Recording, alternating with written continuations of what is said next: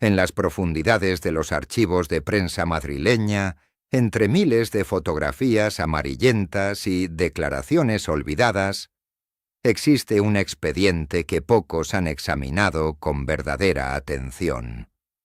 No se trata de documentos clasificados ni de cables diplomáticos filtrados, sino de algo más sutil y quizás por ello más revelador: el rastro meticuloso de una transformación política que comenzó en silencio, lejos de los focos nacionales, hasta convertirse en un fenómeno que sacudiría los cimientos del poder en España. 27 de marzo de 2019.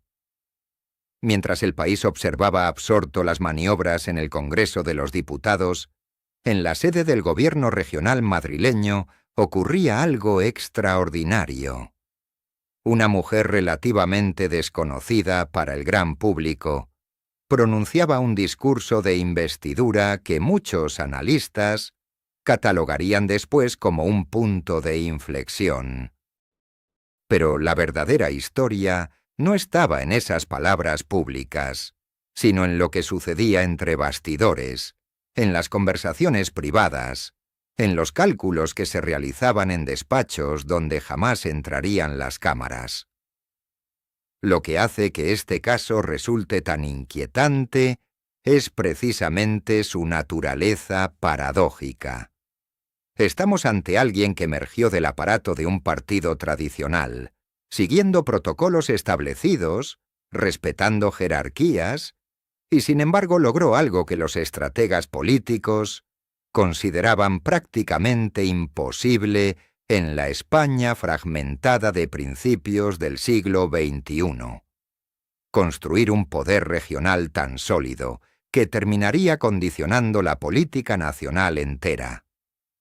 ¿Cómo puede una presidenta autonómica, limitada constitucionalmente a gestionar competencias transferidas, ejercer una influencia que supera a la de ministros, secretarios generales y hasta presidentes del gobierno?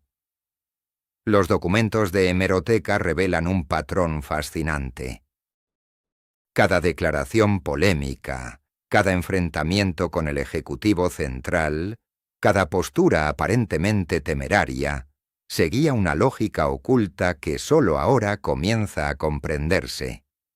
Aquellos que la subestimaron, aquellos que creyeron estar ante un fenómeno pasajero o ante simple ruido mediático, descubrirían demasiado tarde que estaban presenciando el nacimiento de un nuevo modelo de liderazgo político en España. En la redacción del diario ABC, durante una madrugada de octubre del año 2017, un periodista veterano llamado Marcos Sendino encontró algo que lo obligó a apagar su ordenador y mirar por la ventana durante varios minutos. No era un documento clasificado, tampoco un escándalo financiero. Era algo mucho más inquietante, un patrón. Una secuencia de eventos aparentemente inconexos que, al ser dispuestos cronológicamente sobre su mesa, formaban una narrativa imposible de ignorar. Una mujer joven, hasta entonces prácticamente desconocida fuera de ciertos círculos administrativos madrileños, había ascendido desde las sombras de la burocracia regional hasta posiciones de influencia con una velocidad que desafiaba toda lógica política convencional. Sendino había cubierto 3 décadas de política española. Conocía los tiempos naturales de las carreras políticas. Sabía que el poder real se construye con paciencia, con alianzas cuidadosamente tejidas durante años, con favores acumulados y lealtades compradas mediante pactos silenciosos. Pero lo que tenía ante sus ojos contradecía esa sabiduría acumulada. Isabel Díaz Ayuso había sido nombrada directora general de la Presidencia de la Comunidad de Madrid en el año 2012, un cargo técnico que la mayoría de ciudadanos ni siquiera sabría definir. 5 años después, En marzo de 2017, ya ocupaba la vicepresidencia de comunicación del Partido Popular madrileño.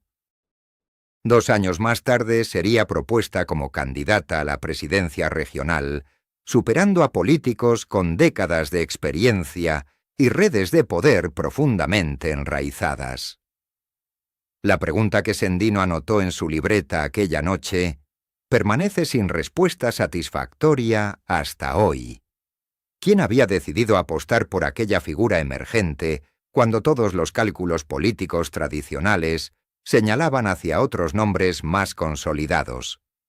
¿Qué había visto en ella el aparato del partido que los demás no percibían todavía? Existe un testimonio que nunca fue publicado. Una conversación grabada en un restaurante del barrio de Chamberí, en junio de 2018, entre 2 altos dirigentes del Partido Popular madrileño, cuyas identidades permanecen protegidas. La grabación, filtrada meses después a varios periodistas que optaron por no utilizarla, contiene un fragmento revelador. Uno de los hombres dice textualmente: «No importa si tiene experiencia o no. Lo que importa es que conecta».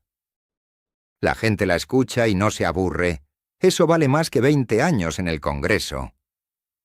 El otro responde con una risa nerviosa: «Esperemos que sepas lo que estás haciendo. Esto puede explotar de cualquier manera».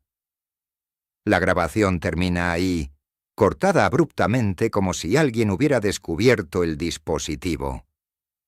Lo que resulta fascinante no es únicamente la rapidez del ascenso, sino la ausencia casi total de resistencia interna. En un partido conocido por sus luchas fratricidas, por sus guerras intestinas donde cada promoción genera heridas que sangran durante años, Ayuso navegó hacia arriba sin provocar las tormentas habituales. Como si algo o alguien hubiera despejado el camino antes de que ella comenzara a transitarlo. Un exfuncionario de la Comunidad de Madrid, que solicitó permanecer en el anonimato absoluto, relató en una entrevista concedida a un medio digital marginal algo que jamás había mencionado públicamente. Durante una reunión interna en el año 2015, Ayuso presentó un informe sobre estrategias de comunicación digital que sorprendió a los presentes por su sofisticación. No era el tipo de documento que se esperaría de alguien cuya formación oficial estaba en áreas completamente diferentes. Cuando un consejero preguntó quién había asesorado en su elaboración, ella respondió con una sonrisa ambigua: «Tengo amigos que entienden de estas cosas». Nunca reveló quiénes eran esos amigos. Nadie insistió en saberlo.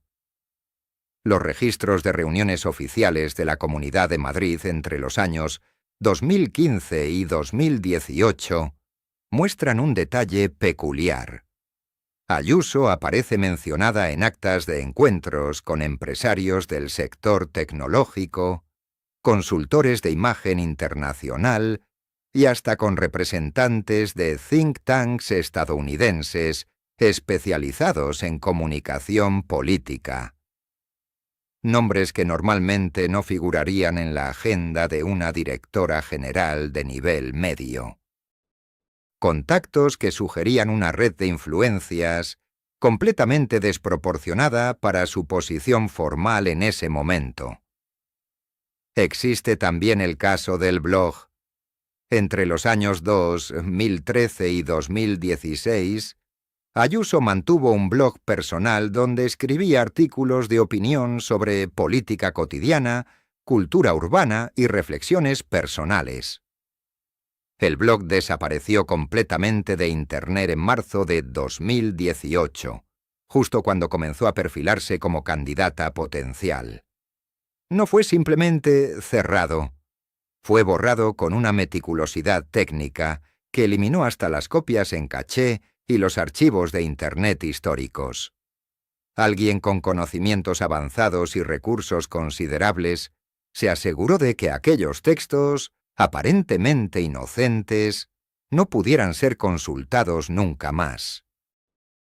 ¿Qué contenían exactamente esas páginas perdidas? Es ahora materia de especulación. Pero varios periodistas que las leyeron en su momento recuerdan opiniones extremadamente directas sobre figuras del propio Partido Popular, críticas que resultarían incómodas años después.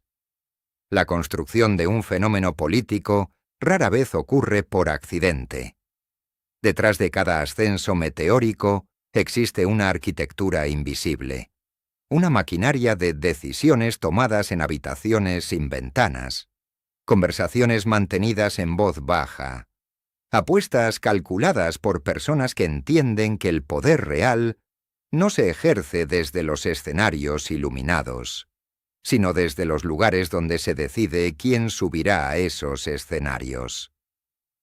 Una mujer joven había aparecido en la escena política madrileña apenas 3 años antes, sin experiencia previa en cargos electos, sin base territorial consolidada, sin el aparato mediático que suele construirse durante décadas. Isabel Díaz Ayuso. Nombre que en el año 2014 no significaba absolutamente nada para el 98% de la población española. Sendino había revisado las hemerotecas con meticulosidad obsesiva. Antes del año 2017, las referencias a esta mujer cabían en menos de 20 recortes de prensa. Notas breves, comunicados institucionales, fotografías en segundo plano durante eventos del Partido Popular.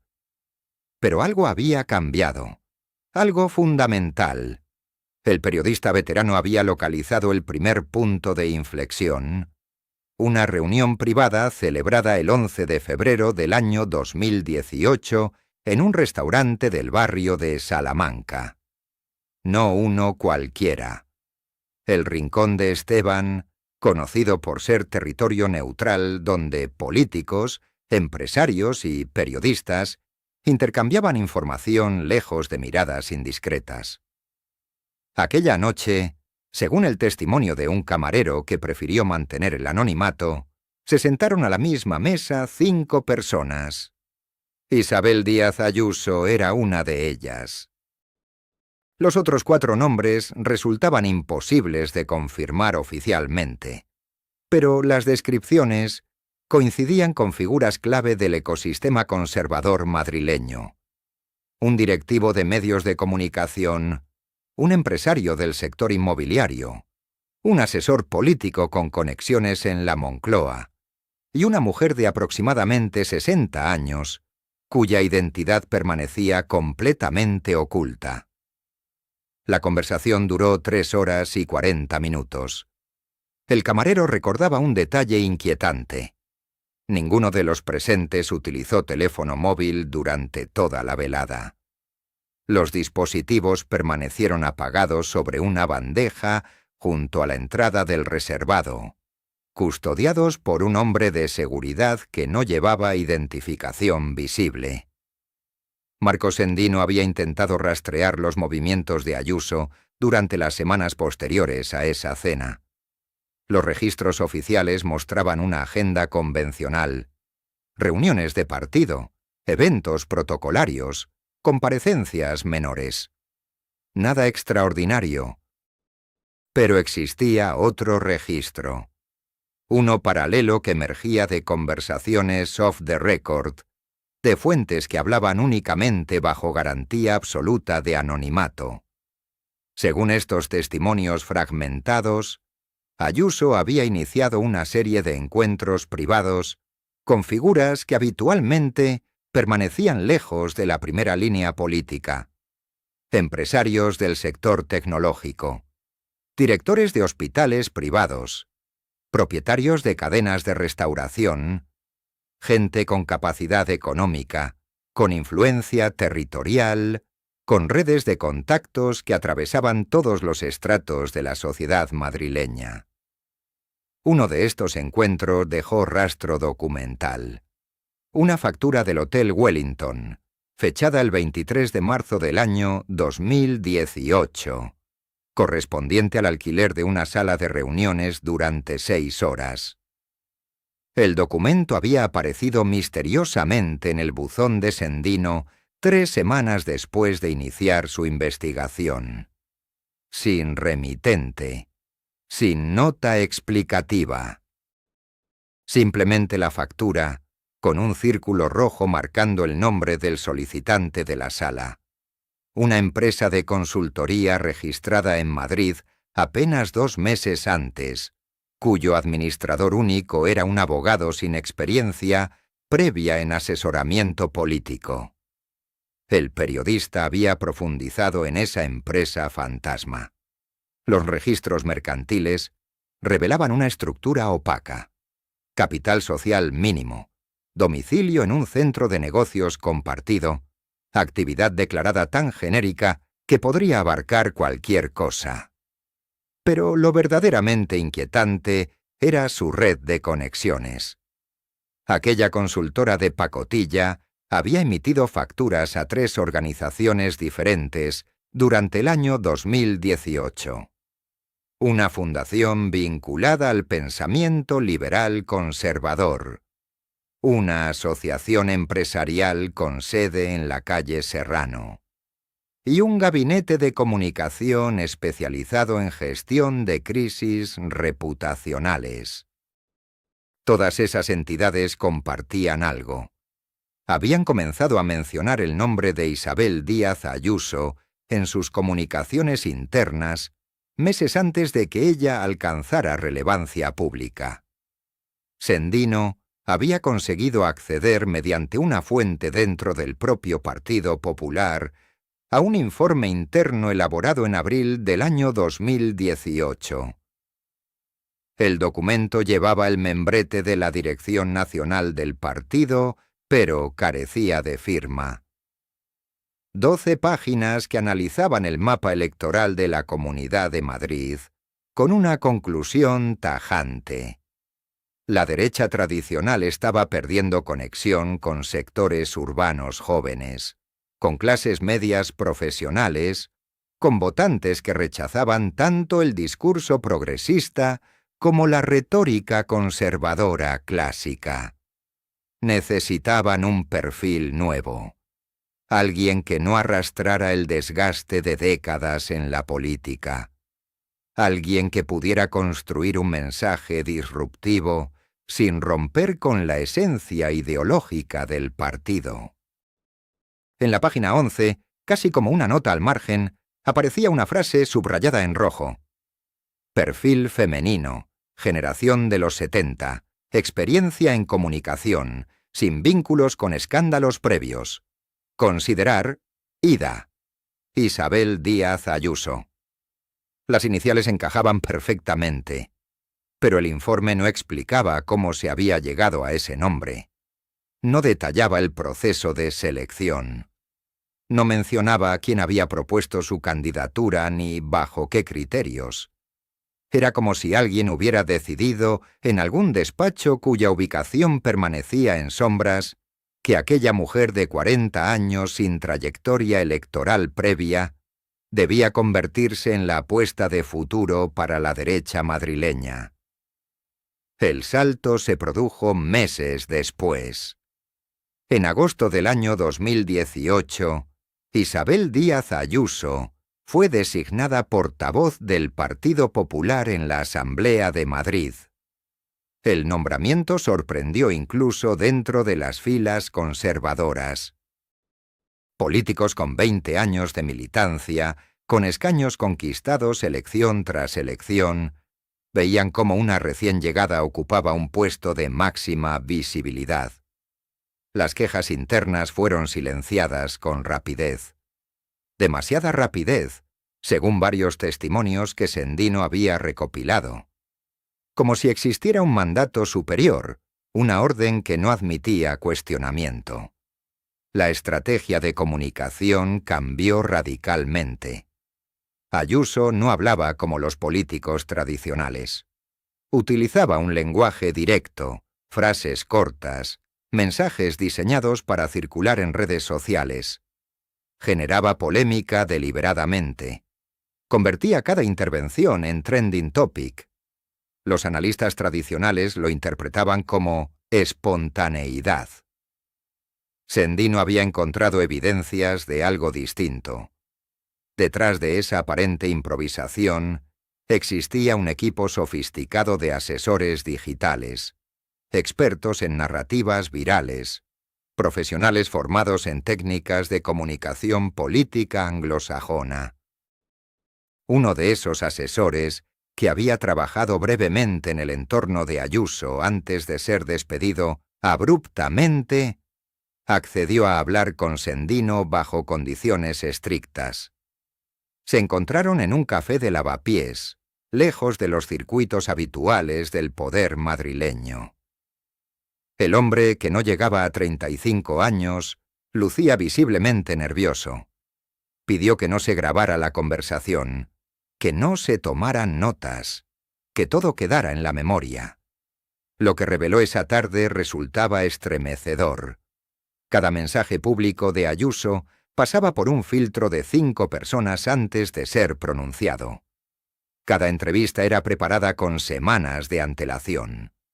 Cada aparente espontaneidad era, en realidad, el resultado de ensayos meticulosos. Pero lo más inquietante era otra cosa. Existían líneas rojas absolutas, temas que jamás debían mencionarse, preguntas que debían evitarse a cualquier precio.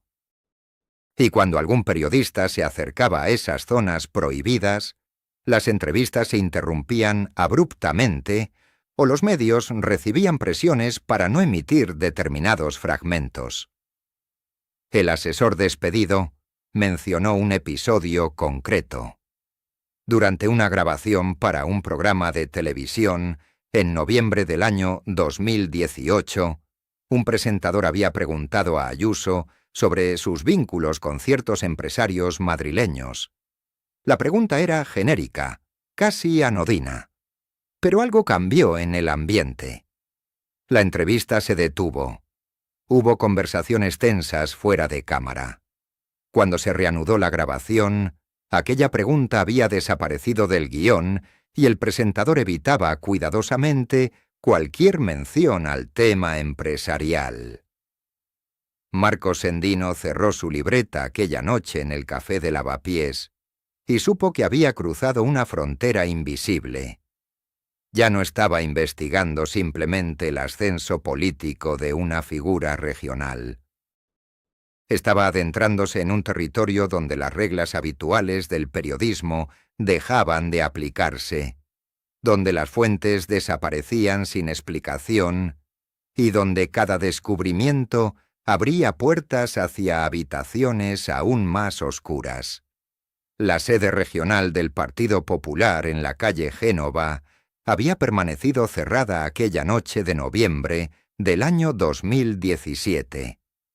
Sendino había conseguido hablar con 3 personas que trabajaban entonces en el edificio, bajo estricta condición de anonimato. Las 3 coincidían en un detalle aparentemente insignificante, pero profundamente perturbador. Durante la semana posterior a la designación de Ayuso como candidata a la presidencia madrileña, 2 equipos de técnicos no identificados habían realizado una revisión completa de los sistemas de seguridad. Cámaras nuevas, micrófonos actualizados, servidores reemplazados. Uno de los empleados, a quien llamaremos Fernando por razones obvias, recordaba haber visto documentos clasificados siendo trasladados en cajas selladas hacia un vehículo sin matrícula oficial.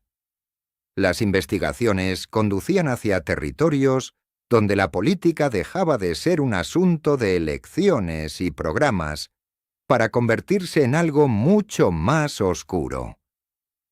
Sendino había descubierto que en el año 2016, precisamente durante el periodo en que Ayuso trabajaba como directora general de comunicación de la Comunidad de Madrid, Se había producido una purga silenciosa en los niveles intermedios de la administración regional.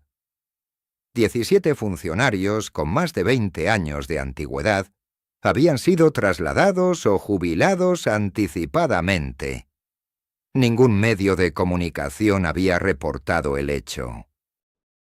Las actas oficiales mencionaban reorganización administrativa rutinaria, pero los nombres de aquellos funcionarios compartían una característica inquietante. Todos habían trabajado en áreas relacionadas con auditoría financiera o supervisión de contratos públicos. María Luisa Torrecilla había sido una de esas funcionarias. Sendino la encontró viviendo en un pequeño apartamento de Getafe. Una mujer de 62 años, con la mirada cautelosa de quien ha visto demasiado.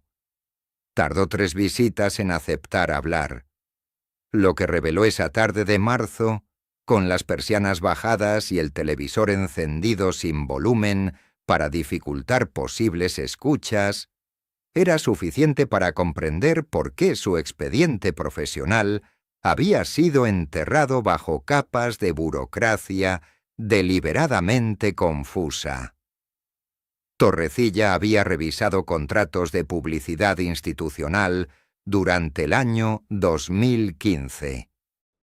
Contratos millonarios adjudicados a empresas que, tras una investigación superficial, mostraban estructuras corporativas extremadamente opacas. Sociedades registradas en paraísos fiscales. Directores que eran testaferros.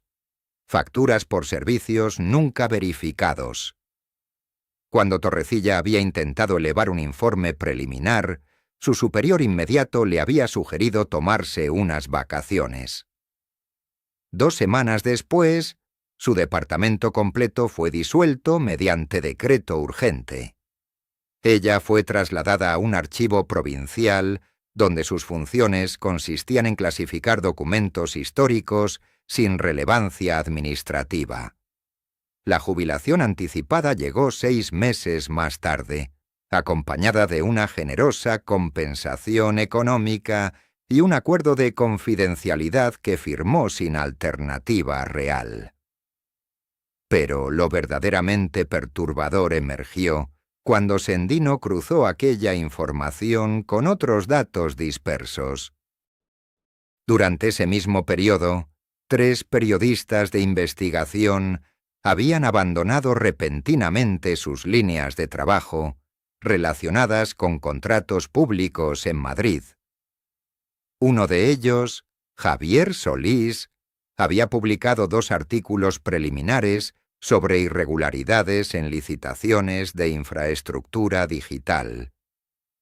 El tercero nunca vio la luz. Solís dejó el periodismo en el año 2016 alegando razones personales. Cuando Sendino intentó localizarlo, descubrió que vivía ahora en Lisboa, trabajando como traductor freelance. Las llamadas y mensajes quedaron sin respuesta. La pregunta que comenzaba a formarse en la mente de Sendino era inevitable. ¿Qué tipo de operación de limpieza había precedido al ascenso meteórico de Ayuso? Porque los datos sugerían algo más que simple política partidaria.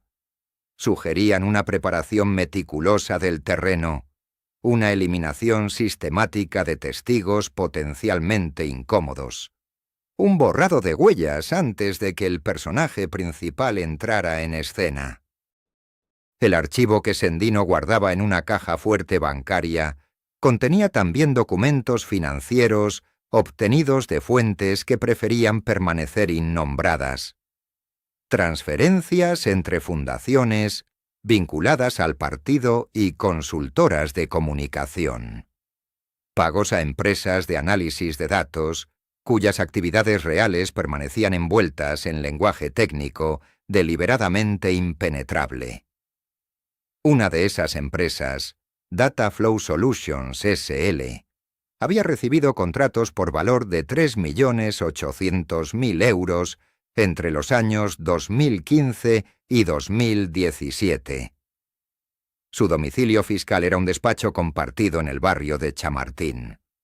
Sus 3 empleados oficiales eran graduados en informática sin experiencia previa en consultoría política. Sin embargo, Dataflow Solutions había participado en la gestión de bases de datos electorales, análisis predictivo de comportamiento ciudadano y diseño de estrategias de microsegmentación digital. La tecnología había entrado en la política española con retraso respecto a otros países, pero cuando lo hizo con una eficacia que pocas organizaciones comprendían completamente. Las elecciones ya no se ganaban únicamente en mítines y debates televisivos. Se ganaban en algoritmos capaces de identificar votantes indecisos en códigos postales específicos, en mensajes personalizados que apelaban a miedos y esperanzas individuales, en campañas invisibles que operaban bajo el radar de la regulación tradicional. Ayuso había aparecido en el escenario político justo cuando estas herramientas alcanzaban su madurez operativa. ¿Coincidencia? Sendino revisaba los cronogramas una y otra vez, buscando el patrón que intuía, pero no terminaba de ver claramente. Las piezas estaban ahí, dispersas, esperando ser ensambladas. Y cada nueva pieza revelaba que la historia oficial era apenas la superficie de una operación mucho más sofisticada, donde nada había sido dejado al azar y donde cada movimiento respondía a una planificación que trascendía las capacidades de un simple partido político regional. El dossier llegó en un sobre Manila sin remitente, deslizado bajo la puerta del apartamento de Sendino durante las primeras horas de la madrugada del 22 de enero del año 2018. Dentro, fotocopias borrosas de lo que parecían ser registros internos de vuelos privados desde el aeropuerto de Madrid Cuatro Vientos. 3 nombres aparecían resaltados en amarillo fluorescente.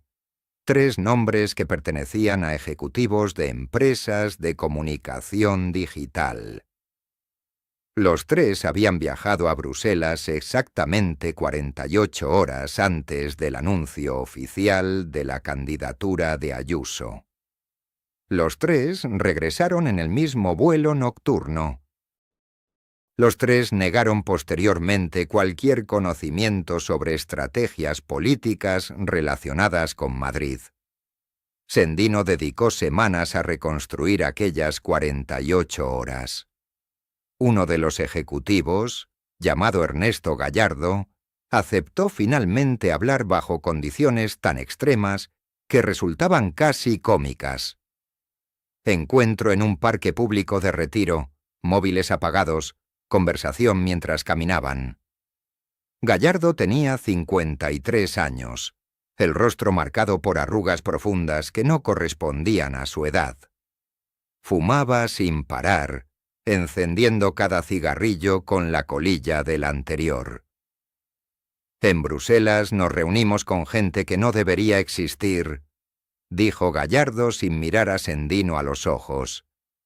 Analistas de comportamiento digital, especialistas en microdirigido electoral, expertos en construcción de narrativas virales. Nos mostraron modelos predictivos sobre cómo una figura regional podía convertirse en fenómeno nacional sin estructura tradicional de partido. Todo basado en algoritmos, en patrones de respuesta emocional, en la fatiga del discurso político convencional. Ayuso era el perfil perfecto. Joven, mujer, discurso directo, capacidad innata para generar reacción.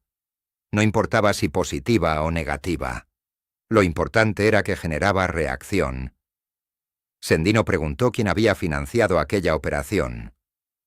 Gallardo se detuvo junto a un estanque donde patos grises buscaban comida entre algas verdosas. Nunca supimos los nombres reales, respondió con voz casi inaudible. Pero el dinero venía de fondos registrados en Luxemburgo. Sociedades pantalla. Inversores interesados en desregulación, en contratos públicos, en reconfiguración del mapa político español. Madrid era la llave. Controlar Madrid significaba presión directa sobre el gobierno central, independientemente del color político que gobernara en Moncloa. Los documentos que Gallardo entregó posteriormente eran fragmentarios pero reveladores. Hojas de cálculo con proyecciones de impacto mediático. Gráficos que mostraban picos de interacción en redes sociales vinculados a declaraciones polémicas. Un memorándum interno fechado el 15 de octubre del año 2017 que literalmente decía: candidata ideal para modelo experimental de liderazgo disruptivo regional con proyección estatal. Capacidad demostrada para polarizar sin alienar base conservadora tradicional. Perfil susceptible de generar adhesión emocional en segmento desencantado con establishment político. Pero lo verdaderamente perturbador llegó cuando Sendino localizó al segundo ejecutivo de aquella lista de vuelos a Bruselas. Se llamaba Ricardo Montesa. Había trabajado durante años en gabinetes de comunicación corporativa antes de saltar al mundo de las consultorías políticas digitales. Montesa vivía en un chalé adosado en las afueras de Pozuelo de Alarcón. Su esposa abrió la puerta con expresión de alarma cuando Sendino se presentó. «Ricardo no puede hablar con nadie», dijo ella con voz temblorosa. «Los médicos dicen que fue un derrame cerebral, pero él insiste en que le hicieron algo. Repite siempre lo mismo, que no debió hablar, que alguien lo supo».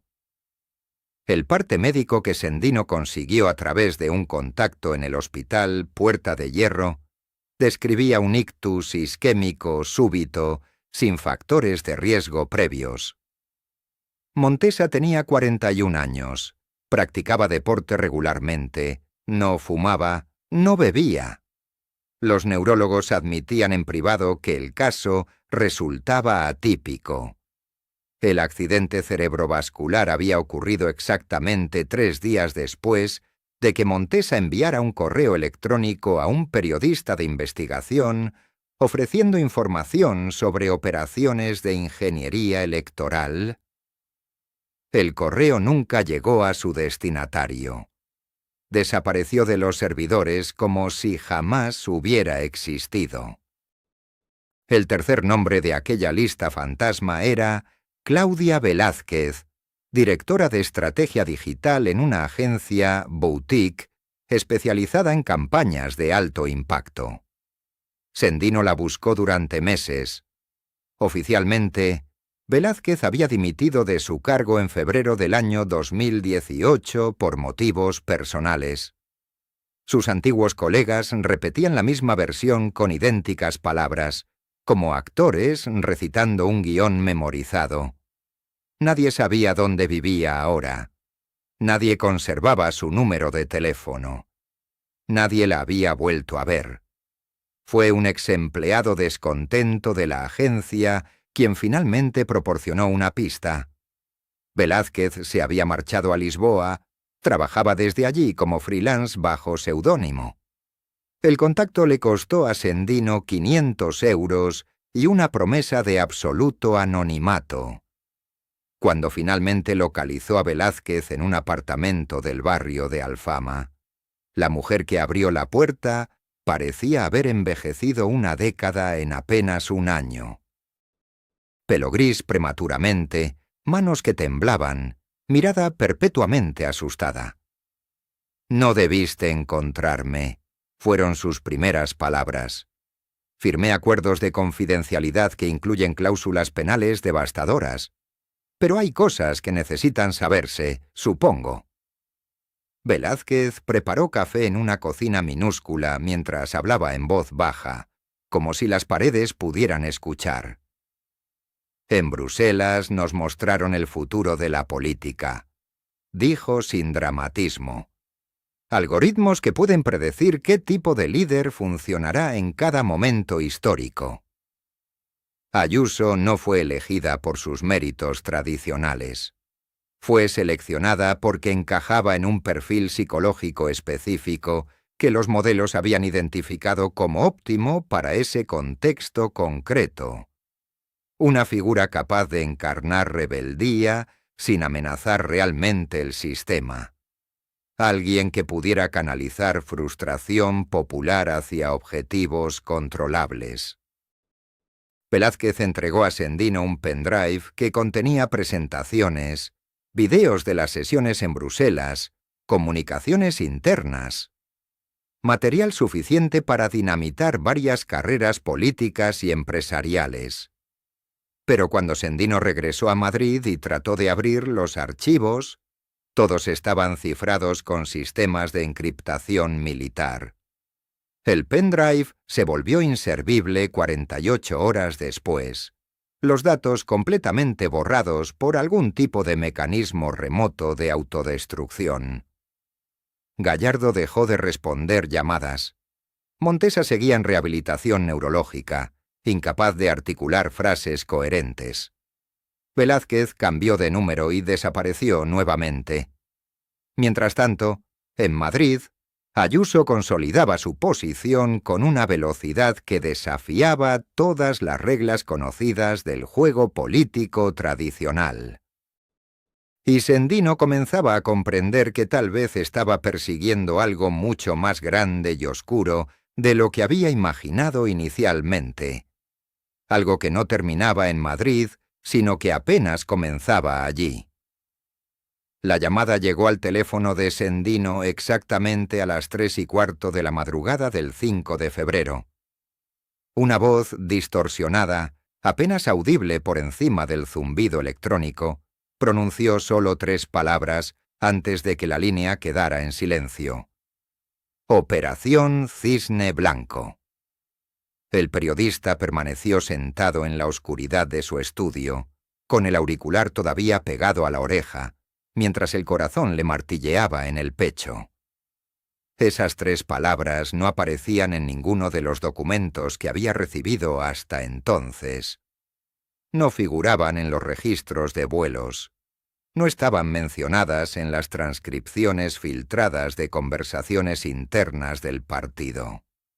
Sin embargo, alguien acababa de confirmarle que existía un nombre en clave para aquello que llevaba meses investigando. Durante los siguientes días, Sendino comenzó a reconstruir la estructura detrás de esa operación. Los fragmentos dispersos empezaban a formar un patrón reconocible. En marzo del año 2017, 11 meses antes de que Isabel Díaz Ayuso fuera elegida diputada en la Asamblea de Madrid, un grupo reducido de asesores había realizado una serie de reuniones en un chalet privado situado en la localidad de Pozuelo de Alarcón. El inmueble pertenecía oficialmente a una sociedad instrumental registrada en Luxemburgo, cuyo verdadero propietario resultaba imposible de rastrear más allá de una cadena de empresas pantalla. Según testimonios de 3 vecinos del área, durante aquellas semanas se observó movimiento inusual en la propiedad. Coches con matrículas oficiales, vehículos de alta gama sin identificación corporativa, entrada y salida de personas a horas irregulares.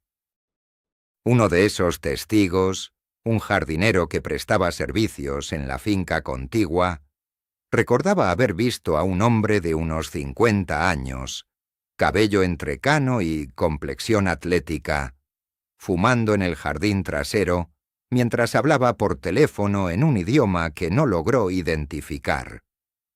El jardinero mencionó ese detalle casi de pasada, como si careciera de importancia, pero cuando Sendino le mostró una serie de fotografías sin identificar, el hombre señaló sin vacilar la imagen de un antiguo funcionario de los servicios de inteligencia europeos, un experto en lo que ciertos círculos denominan eufemísticamente gestión de percepciones públicas. La presencia de ese individuo en territorio español durante aquel periodo concreto no constaba en ningún registro oficial de entrada al país. Sin embargo, las facturas de un hotel boutique del barrio de Salamanca revelaban que alguien con sus iniciales había ocupado una suite durante 17 días consecutivos en el mes de marzo de 2017. El pago se había efectuado mediante una tarjeta corporativa emitida por un banco suizo que, curiosamente, financiaba también parte de las operaciones de la consultora belga mencionada en los documentos anteriores. Sendino localizó a una exempleada de limpieza del hotel, una mujer ecuatoriana de 42 años llamada Patricia Villamil, quien había trabajado en el establecimiento hasta el mes de agosto de ese mismo año. Patricia conservaba una memoria prodigiosa para los detalles. Recordaba que el hombre de la suite 507 recibía visitantes a diario, siempre entre las 8 y las 10 de la noche. Recordaba que dejaba documentos dispersos sobre la mesa del salón, papeles cubiertos de gráficos y columnas de números. Recordaba especialmente un mapa de la Comunidad de Madrid colgado en la pared, marcado con círculos rojos en determinadas zonas geográficas. Cuando Patricia preguntó discretamente al recepcionista nocturno sobre la identidad del huésped, éste le respondió con una advertencia: no hacer preguntas sobre los ocupantes de las suites del 5º piso. Eran clientes especiales, protegidos por cláusulas de confidencialidad que el hotel no podía violar bajo ninguna circunstancia. 3 semanas después de aquella conversación, Patricia fue despedida sin explicación aparente. La indemnización que recibió duplicaba lo estipulado por la ley, acompañada de un documento de confidencialidad que le prohibía comentar cualquier aspecto de su trabajo en el hotel. El siguiente eslabón apareció en forma de registros bancarios parcialmente filtrados que llegaron al buzón de correo electrónico de Sendino desde una dirección anónima creada apenas minutos antes del envío. Los archivos mostraban transferencias realizadas entre abril y junio de 2017 desde cuentas vinculadas a la consultora belga hacia una agencia de comunicación madrileña especializada en campañas digitales. Los montos ascendían a cifras de 6 dígitos, cantidades que superaban con creces el presupuesto habitual de cualquier campaña regional. Más revelador aún resultaba el timing. Aquellas transferencias se ejecutaron meses antes de que existiera oficialmente cualquier campaña electoral relacionada con Isabel Díaz Ayuso. La agencia receptora, denominada Impulso Digital Consulting, operaba desde una oficina discreta en la calle Velázquez. Su director, un publicista de 38 años, llamado Marcos Durán, había trabajado previamente en campañas internacionales en Colombia, Ecuador y México, siempre vinculado a candidatos conservadores que lograron victorias sorpresivas mediante estrategias de comunicación agresivas en redes sociales. Durán mantenía un perfil público bajo, casi inexistente. No concedía entrevistas. No participaba en foros del sector. Su presencia digital se limitaba a un perfil profesional escueto y sin fotografías. Sendino intentó contactar con Durán en 6 ocasiones diferentes. Las llamadas a la oficina fueron derivadas siempre a un contestador automático. Los correos electrónicos permanecieron sin respuesta. Finalmente, el periodista decidió presentarse directamente en las instalaciones de Impulso Digital Consulting, un martes por la mañana, a media jornada laboral. La puerta del local estaba cerrada. A través del cristal se distinguía un espacio vacío, sin mobiliario, con cables colgando del techo y marcas rectangulares en las paredes, donde antes habían estado colgados cuadros o pantallas. Según el conserje del edificio, la agencia había desocupado las instalaciones apenas 10 días antes, en plena noche, sin previo aviso a la comunidad de propietarios. El rastro de Marcos Durán se desvanecía en ese punto, como si el hombre hubiera decidido simplemente desaparecer del mapa. Su último movimiento registrado en redes sociales databa del 14 de enero, una publicación anodina sobre tendencias en marketing digital. Después, silencio absoluto. Ningún registro de vuelos a su nombre. Ninguna actividad en sus cuentas bancarias conocidas. Ninguna señal de vida. Mientras tanto, en los archivos que Sendino había acumulado, comenzaba a perfilarse una cronología inquietante que vinculaba personas, lugares y decisiones que oficialmente nunca debieron cruzarse.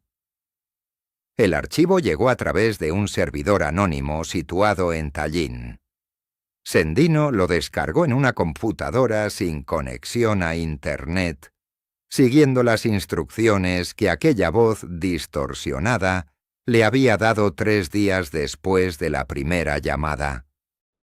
El documento llevaba el encabezado del Departamento de Análisis Estratégico del Ministerio del Interior, fechado en octubre de 2019, y su contenido helaba la sangre.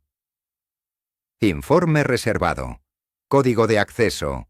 Delta 73. Asunto. Evaluación de riesgos derivados del perfil comunicativo irregular de la presidenta de la Comunidad de Madrid. Se ha detectado un patrón de comportamiento mediático que excede los protocolos establecidos para cargos regionales.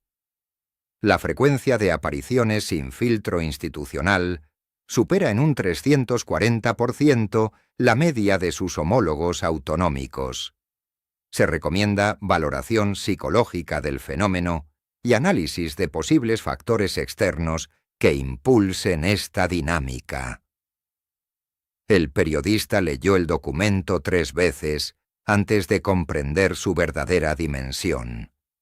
No se trataba de un simple seguimiento administrativo. Aquello era vigilancia.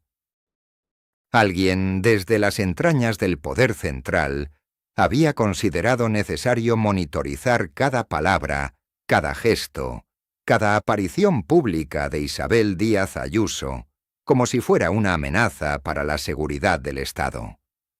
Pero lo más inquietante llegaba en los anexos. Había transcripciones de conversaciones privadas, registros de llamadas telefónicas que nunca deberían haber sido interceptadas, análisis grafológicos de documentos manuscritos. La operación de vigilancia había comenzado mucho antes de que ella asumiera la presidencia regional. Los registros más antiguos databan de junio de 2017, cuando todavía era una figura prácticamente desconocida en la política nacional. Alguien sabía algo. Alguien había anticipado lo que vendría. Sendino recordó entonces la conversación que había mantenido con Marisa Solana, antigua secretaria del Grupo Parlamentario Popular en la Asamblea de Madrid, quien había aceptado reunirse con él en un café de Chamberí solo después de que el periodista mencionara el nombre de Julio Menéndez, el asesor fallecido. La mujer había llegado con 20 minutos de retraso, mirando constantemente hacia la puerta, como si esperara ver entrar a alguien. Nunca entendí por qué le tenían tanto miedo, había dicho Marisa, removiendo un café que no llegaría a probar.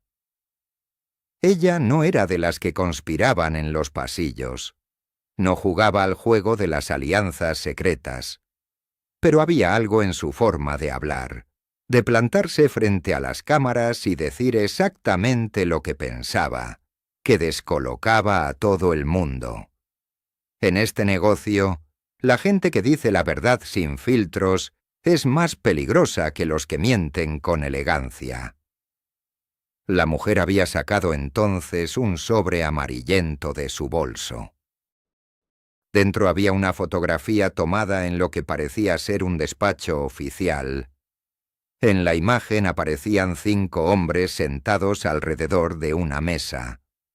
Sendino reconoció a 3 de ellos: un exministro de Interior, un general retirado de la Guardia Civil y el director de un importante medio de comunicación. Los otros 2 permanecían en las sombras, sus rostros apenas visibles. Esta foto se tomó en febrero de 2020, había explicado Marisa. 3 semanas antes de que estallara la pandemia. Julio me la dio la última vez que lo vi. Me dijo que si algo le pasaba, se la hiciera llegar a alguien de confianza. 5 días después, Julio estaba muerto. El informe oficial había hablado de un infarto fulminante. Un hombre de 52 años, deportista habitual, sin antecedentes cardíacos. La autopsia había sido extraordinariamente rápida. El certificado de defunción firmado en menos de 24 horas. La incineración autorizada con una celeridad inusual. Nadie hizo preguntas. Nadie investigó. Sendino había intentado localizar al médico forense que firmó el certificado, pero el doctor Esteban Carriedo había fallecido en un accidente de tráfico apenas 6 meses después, en una carretera secundaria cerca de Ávila. Su vehículo había salido de la calzada sin que existiera explicación aparente. No había testigos. No había señales de frenada. Los documentos que Sendino iba reuniendo trazaban un mapa inquietante. Cada vez que alguien se acercaba demasiado a ciertas verdades sobre el entramado de poder que rodeaba a la presidenta de Madrid, algo sucedía. No siempre era una muerte. A veces era una dimisión repentina, un escándalo oportuno, una filtración devastadora que destruía reputaciones en cuestión de horas.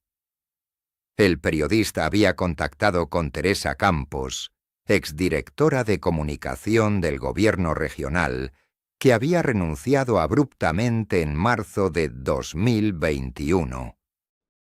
La mujer se había negado a hablar por teléfono, pero finalmente accedió a una reunión en un parque de El Retiro, lejos de micrófonos y cámaras.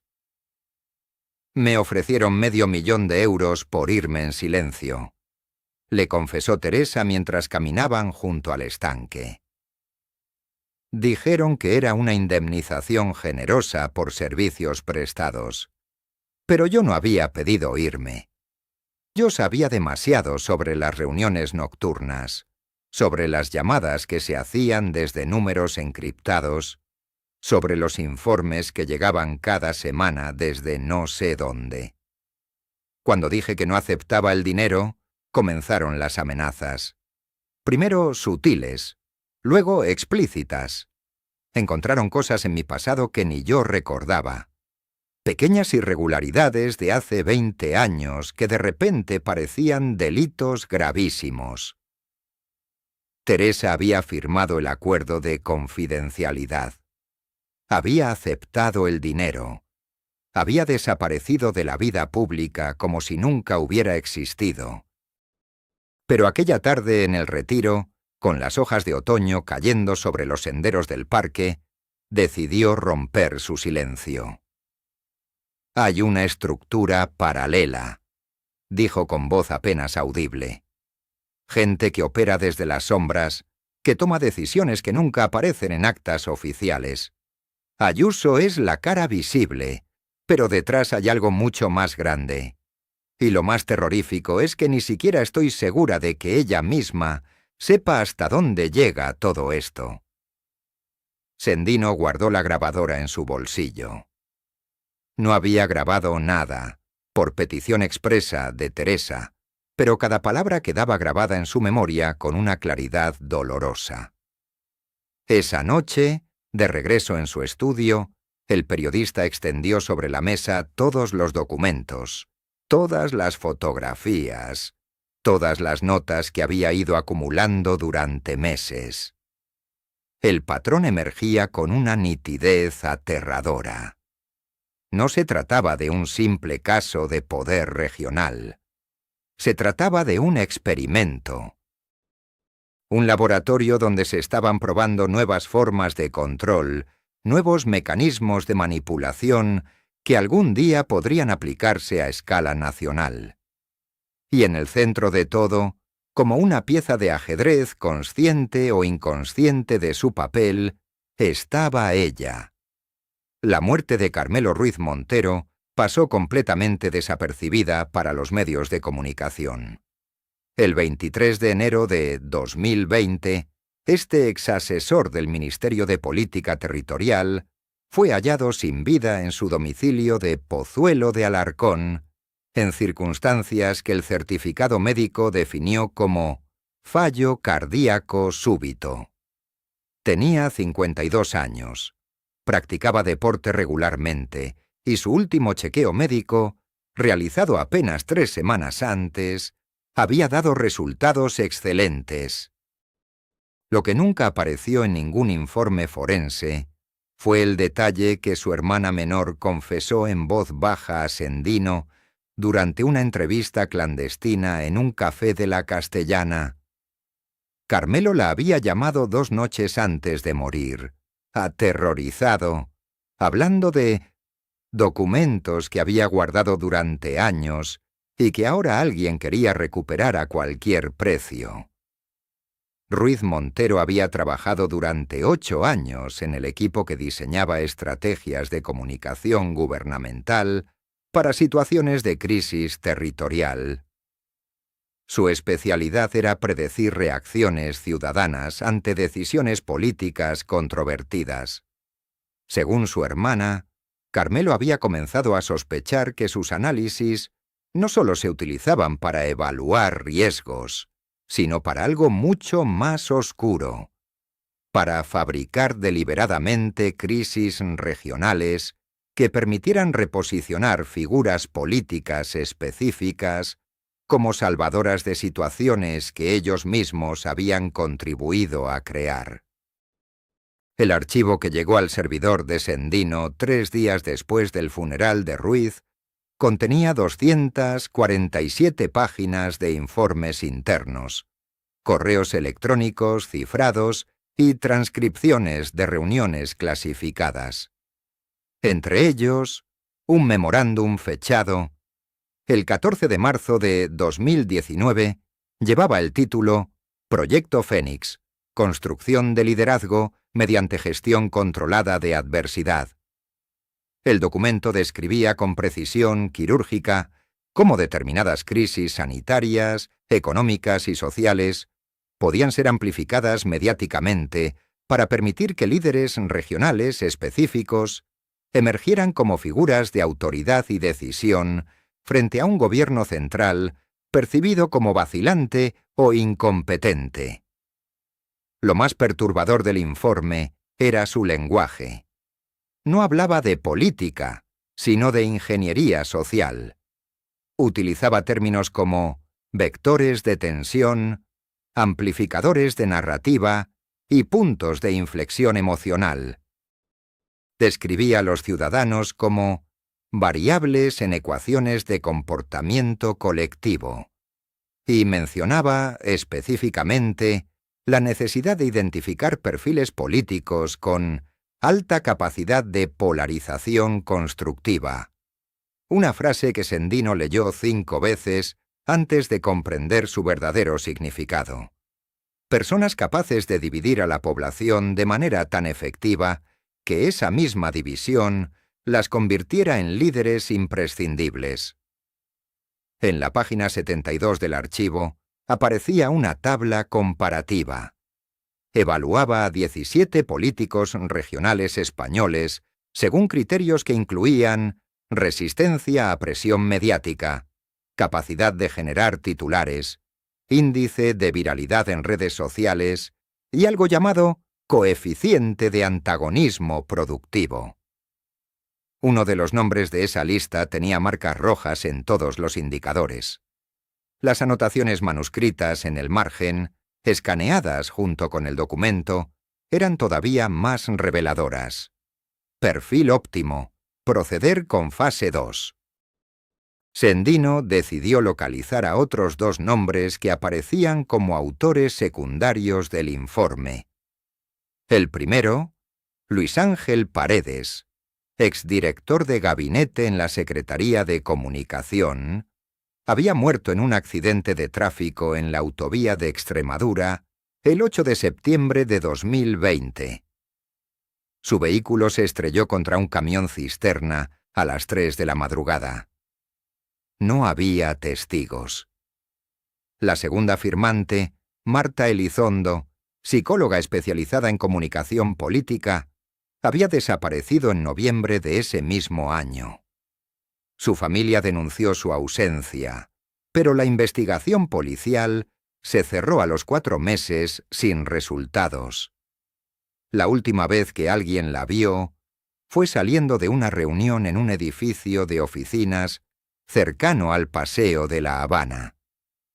Las cámaras de seguridad de la zona, curiosamente, no funcionaron esa tarde. Pero quedaba un tercer nombre: Adrián Salcedo, especialista en análisis de Big Data aplicado a comportamiento electoral. Sendino tardó semanas en localizarlo. Vivía ahora en Oporto, trabajando como consultor independiente para empresas privadas, lejos de cualquier estructura gubernamental. Aceptó reunirse solo después de que Sendino le enviara por correo una copia parcial del informe que él mismo había ayudado a elaborar años atrás. Se encontraron en un restaurante del barrio de Ribeira, con vistas al Duero. Salcedo era un hombre delgado, de mirada nerviosa, que fumaba sin parar. Habló durante casi 2 horas, alternando confesiones con silencios cargados de arrepentimiento. Explicó que el proyecto había comenzado como un simple ejercicio teórico en 2017, diseñado para comprender cómo las crisis podían modificar lealtades políticas. Pero en algún momento, dijo, el ejercicio se transformó en plan operativo. Alguien en las altas esferas decidió que las simulaciones debían convertirse en realidad. Salcedo mencionó reuniones en hoteles de 5 estrellas, conversaciones con asesores cuyo nombre nunca conoció, instrucciones precisas sobre qué datos destacar y cuáles omitir en sus análisis. Habló de presupuestos millonarios canalizados a través de fundaciones aparentemente independientes que financiaban estudios de opinión, campañas en redes sociales y consultorías estratégicas. Todo diseñado para crear la percepción de que ciertas figuras regionales eran la única barrera entre el caos y el orden. Cuando Sendino le preguntó directamente quién había ordenado implementar el proyecto, Salcedo apagó su cigarrillo con gesto cansado y miró hacia el río. Solo dijo que había niveles de poder donde las decisiones no dejaban actas ni firmas. Lugares donde la política formal era apenas la superficie visible de una maquinaria mucho más profunda. Luego añadió algo que Sendino grabó en su teléfono. No estamos hablando de manipulación electoral tradicional. Esto va más allá. Es la creación deliberada de realidades paralelas, donde cada ciudadano cree estar tomando decisiones libres, cuando en realidad está respondiendo a estímulos cuidadosamente diseñados. Antes de despedirse, Salcedo entregó a Sendino una memoria USB. Contenía registros de transferencias bancarias, facturas de empresas fantasma y correspondencia interna entre asesores que coordinaban acciones simultáneas en diferentes comunidades autónomas. El patrón era claro: crisis artificialmente amplificadas, líderes regionales posicionados como soluciones y un gobierno central debilitado sistemáticamente para que el contraste resultara más efectivo. La arquitectura de una estrategia donde la división no era un problema a resolver, sino la herramienta fundamental del éxito político. La mañana del 17 de marzo de 2023, exactamente 3 años y 53 días después de la muerte de Carmelo Ruiz Montero, un sobre de papel manila apareció en la redacción de 5 medios internacionales simultáneamente: París, Londres, Berlín, Roma y Bruselas. Ningún remitente, ningún sello postal, simplemente depositados en los buzones durante la madrugada, entre las 4 y las 5 de la mañana, según confirmaron posteriormente las cámaras de seguridad, que solo captaron sombras difusas, siluetas que sabían exactamente dónde evitar los ángulos de grabación. El contenido era idéntico en los 5 sobres.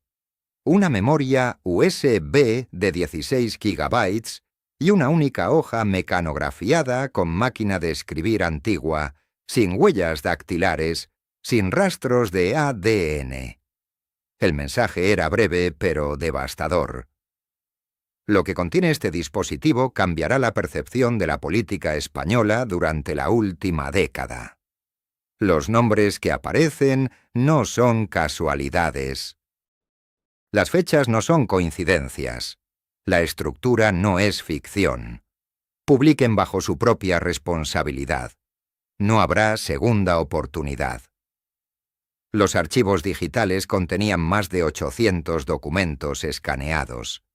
Informes internos de reuniones privadas celebradas entre 2018 y 2022. Transcripciones de conversaciones telefónicas nunca intervenidas oficialmente. Fotografías tomadas con teleobjetivos en restaurantes exclusivos de Madrid, Barcelona y Marbella. Transferencias bancarias entre sociedades, pantallas registradas en paraísos fiscales. Y una lista de 27 nombres, personas vinculadas de una forma u otra al entramado que había convertido a Isabel Díaz Ayuso en algo más que una presidenta regional. Entre esos 27 nombres aparecían 3 periodistas muertos en extrañas circunstancias durante los últimos 5 años. Aparecían 4 empresarios que habían vendido repentinamente sus compañías y abandonado España sin explicaciones públicas. Aparecían 6 funcionarios que habían solicitado traslados urgentes a provincias remotas o directamente la excedencia. Y aparecían 14 nombres sin rostro público conocido, perfiles técnicos, asesores en la sombra, especialistas en comunicación digital, expertos en análisis de tendencias electorales. Uno de esos 14 nombres llamó especialmente la atención de los analistas. Verónica Simancas Ordóñez, licenciada en Psicología por la Universidad Complutense, máster en Neurociencia Cognitiva por Oxford, doctora en Comunicación Política por la London School of Economics. 38 años. Nacida en Valladolid. Sin presencia en redes sociales desde 2017. Sin registro de residencia fiscal en España desde 2019. Sin dirección conocida. Sin teléfono localizable. Los documentos revelaban que Verónica había coordinado desde 2018 un programa experimental denominado Proyecto Cassandra. El objetivo declarado en los informes internos era aparentemente técnico: desarrollar modelos predictivos de comportamiento electoral mediante análisis de patrones psicológicos en redes sociales. Pero los detalles operativos sugerían algo infinitamente más complejo y perturbador. No se trataba solo de predecir comportamientos.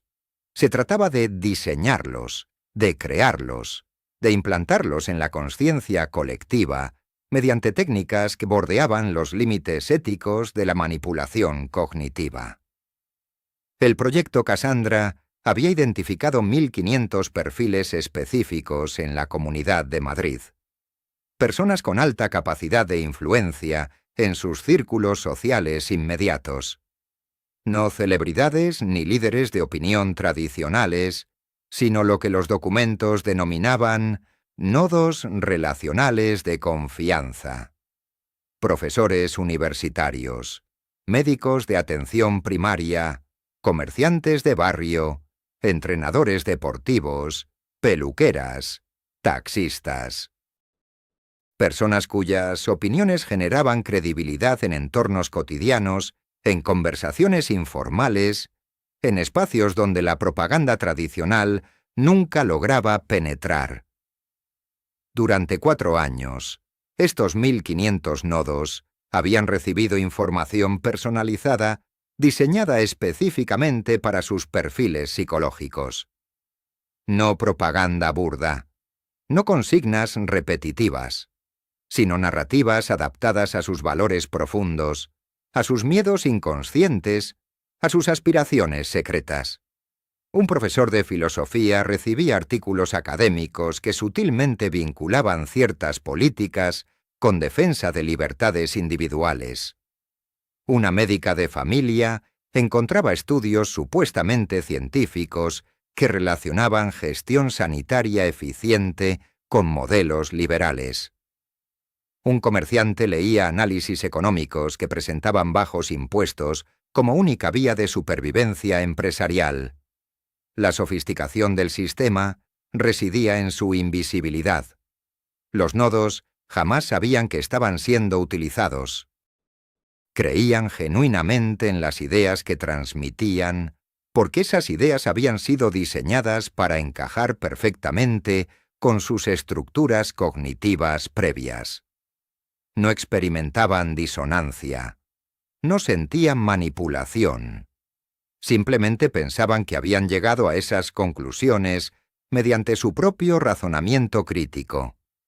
Los archivos incluían grabaciones de audio de reuniones, donde Verónica Simancas explicaba la metodología a un grupo reducido de financiadores. Su voz era serena, casi académica, desprovista de cualquier inflexión moral. La propaganda del siglo XX apelaba a las masas.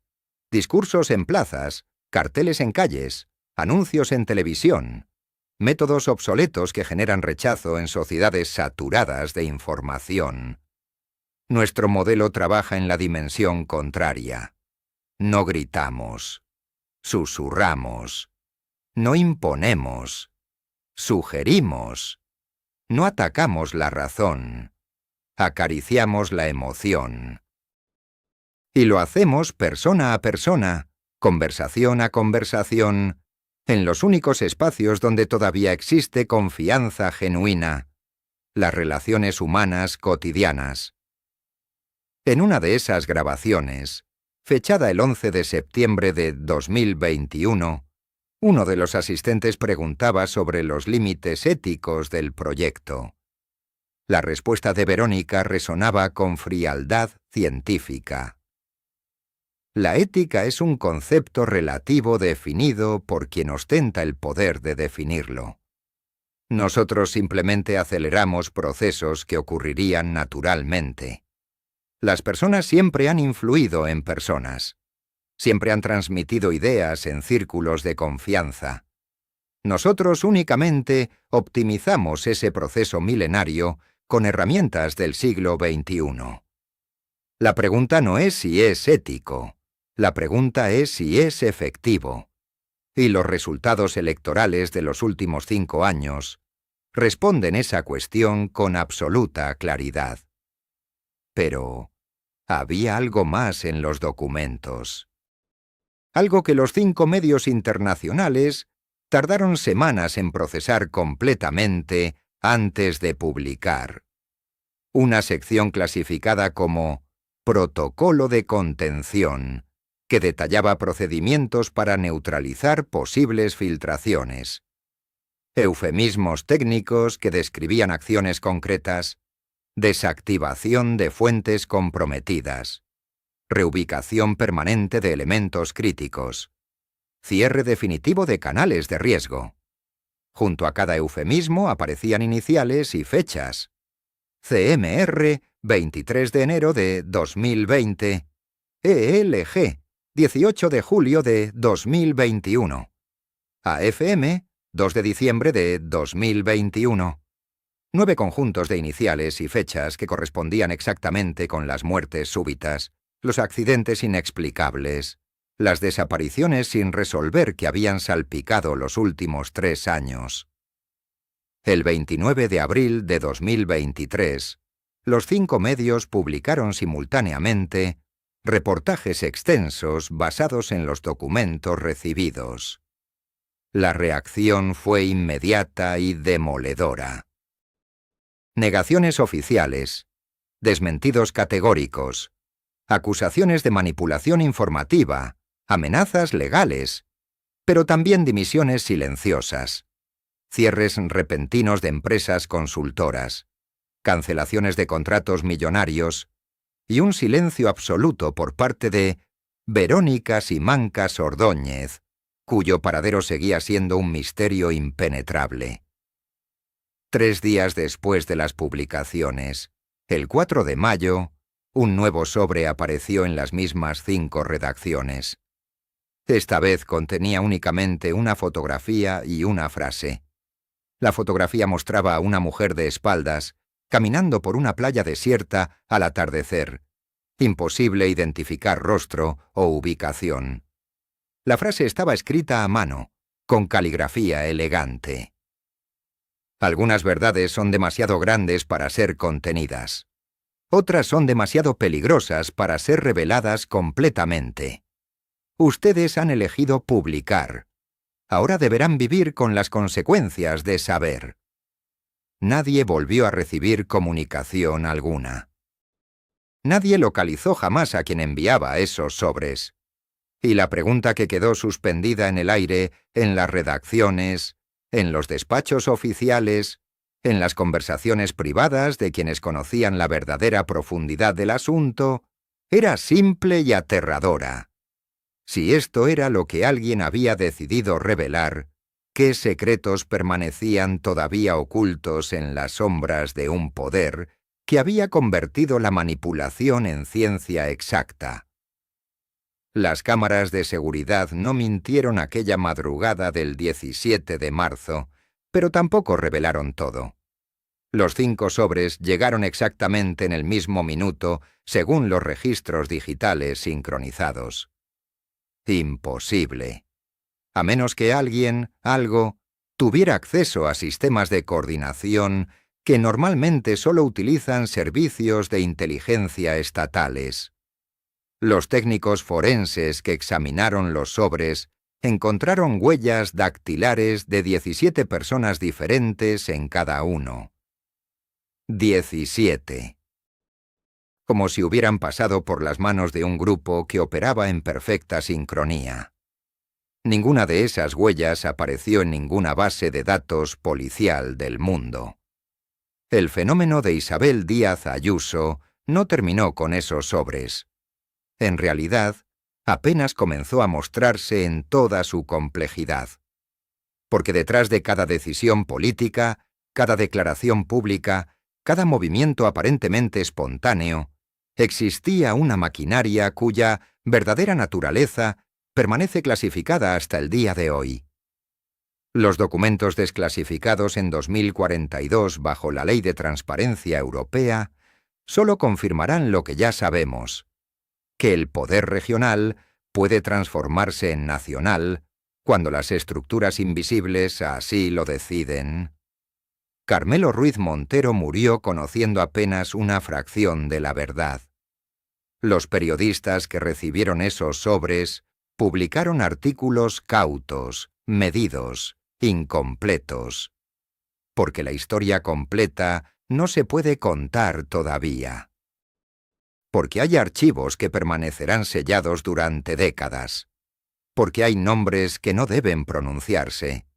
Y porque el verdadero fenómeno nunca fue una persona, sino el sistema que convierte a ciertas personas en símbolos de algo mucho más grande.